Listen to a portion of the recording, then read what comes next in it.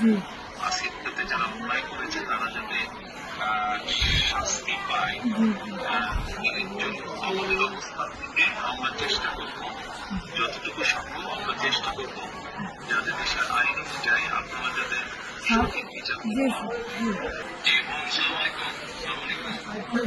আমি তারেক বলছি। জি জি আসিয়ার লাইফ কেমন আছে এখন? ভালো না রক্ত ব্লাড দিচ্ছে আচ্ছা আচ্ছা আচ্ছা আচ্ছা।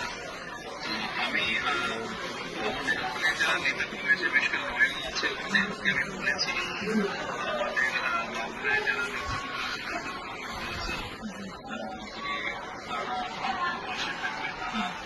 আসিয়ার পাশে থাকবে যাতে আসিয়ার বিচার হয়। জি আসিফকে যারা অন্যায় করেছে তারা যাতে শাস্তি পায় এর জন্য আমাদের অবস্থান থেকে আমরা চেষ্টা করব, যতটুকু সম্ভব আমরা চেষ্টা করব যাতে দেশের আইন অনুযায়ী আপনারা যাদের সঠিক বিচার জি জি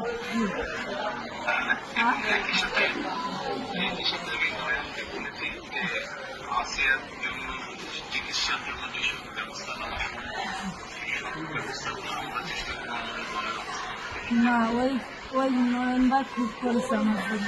আমার যে এলাকার আছে ওগুলো সারা রাজ্য আছে, অনেক জনের যা লাগে সব দিচ্ছে। মানে ওনার নির্দেশও করেছি। আপনার কাছে একটু কাঁদতে হবে। আমার ছোট বলি আপনি যদি দেখতেন ওই দুধগুলো প্যাকেটগুলো বিক্রি করেছে, তাহলে আপনারই কেন আসতেন যে ওরা কি জঘন্য খারাপ করেছে। আপনাদের কাছে এইটুকু অনুরোধ যে আমার শাস্তি তো দেবেনি, আর আমার দিকে মুড়ি ক্ষতি করেছে ওরা। একদিন আপনাদের কাছে আবদার চাইও, একদিন হিসাব দিলাম আমি।